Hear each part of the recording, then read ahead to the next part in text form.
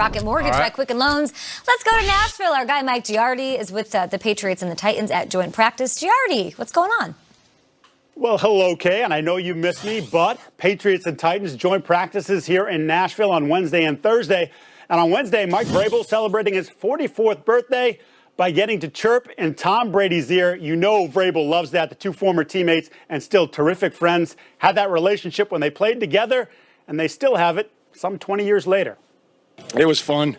Brought back a lot of memories just to be able to, sit out there and have him, they make a play and he turns around and says, Mikey, you better cover that, and, you guys need to do this. And I'm sure I had plenty to say, too. So it was a lot of fun. We got a lot of respect for those guys, and we can learn a lot from the way they practice and how they operate. It wasn't just Vrabel and Brady. So many former Patriots here in Tennessee making their mark, from John Robinson, the GM, to Vrabel, and, of course, Logan Ryan and Malcolm Butler in the secondary. Dion Lewis at a running back. And Lewis last year, after the Titans beat the Patriots 34-10, called the Patriots cheap because they didn't extend for Lewis as a free agent. Asked him if he regretted that. He said, nope, it's in the past. He said none of the Patriot players minded at all. And, of course, the Patriots had the last laugh. Lewis said they won the Super Bowl, Kay.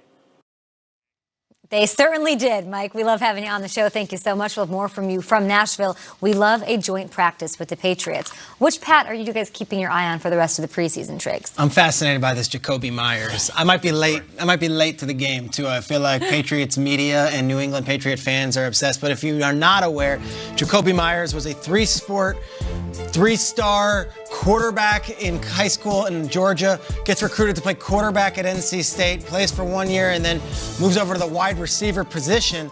Was just drafted or undrafted, shows up to the Patriots and has been lights out as one of their receivers, not so much as like a fun story or, hey, this is a guy to watch, but as a potential number 3 on the depth chart behind Edelman and Dorsett. He's been that good. He's 6'1", he's 200 pounds. He didn't run a super fast combine, but he's an undrafted rookie already. And this is so Belichick, it's so Brady, and it's so McDaniels at Hurts that Jacoby Myers is already elevating up the depth chart. He had 2 touchdown catches against the Lions in that preseason game. Doesn't seem to be stopping. Another guy that 260 players were drafted before, and here we go. He might be a guy who's making a difference for a Super Bowl champion this season. Jacoby Myers. Can't wait to see some more. The trick play potential with Jacoby Myers, too, as always, right? I'm going to talk about another receiver, and it's like, we sometimes would do segments where I make up fake players, and you guys you can believe it or not. If I was to tell you there's a 5'9" white receiver named Braxton Berrios for the Patriots, Nate, be like, come on now, you're making that up. Come on. It's a real guy. Braxton Berrios, if you don't know, was drafted last year by the Patriots out of Miami, got hurt, sat the entire year on injured reserve, and it's just so classic. It's an archetype of this era.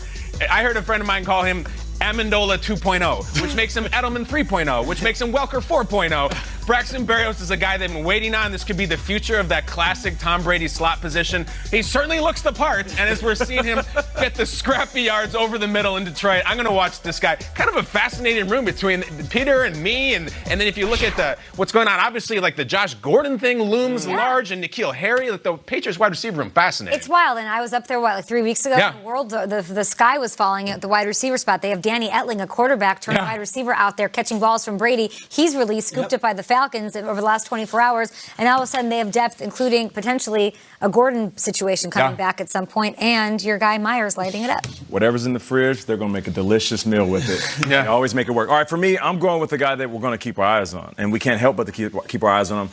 And this is the most famous Patriot there is. Not talking about Tom Brady. Talking about Gronkowski. Okay. Rob Gronkowski is who we're going to be looking at. Listen, he probably has some things planned here in the offseason. I hear he's going to be involved in some remakes of movies that are cinematic classics like Expendable 4s, Robo Gronk, Kazam, and Mr. Nanny. But after he gets done filming those movies, he's going to come back around week 8. All jokes aside, I do believe Gronk will be back around week 8. I know he lost about 15 pounds.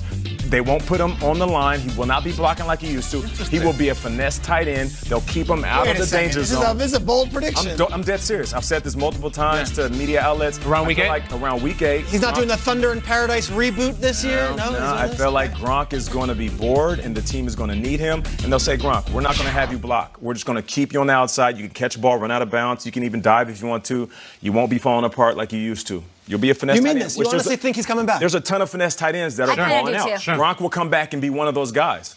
And I think that he's going to miss the game, and the Patriots will miss him. The hope is there, I think, up there, and the optimism, and the door is certainly open. They've had lots of retired. I mean, Scarnecchia was retired and came back. There was a Watson report. was retired and came back. It could happen. It's very possible. There was a report that on August 27th, which is about 10 days from now, whatever it is, that he's having a press conference for something. Now, I don't know what that is, but it was a report on one of the websites. Oh, really? One of the news aggregators, like Gronk schedules in the interviews. So who Everyone's knows? freaking out. Yeah, who knows? In what world do you go Myers? Do you not go N'Keal Harry? Like, this is very weird It's a little too obvious. turn of events It for is me. scalding Gronk take. Big But until N'Keal Harry Gronk's fan. there, N'Keal Harry has to be that dude. I've talked about him 1,000 Yeah. times. Yeah, people know how I feel about No, him. it's He's gonna number ball out. 8, He'll put up right? 1,000 They had yards. 2 awesome grabs from Brian Hoyer in their first preseason game, but he's going to be the go-to outside guy, and he's going to have to pick up slack for Gronk not being there. So I'm looking at N'Keal Harry this week against the Titans. Everybody's talking about offense, offensive weapons.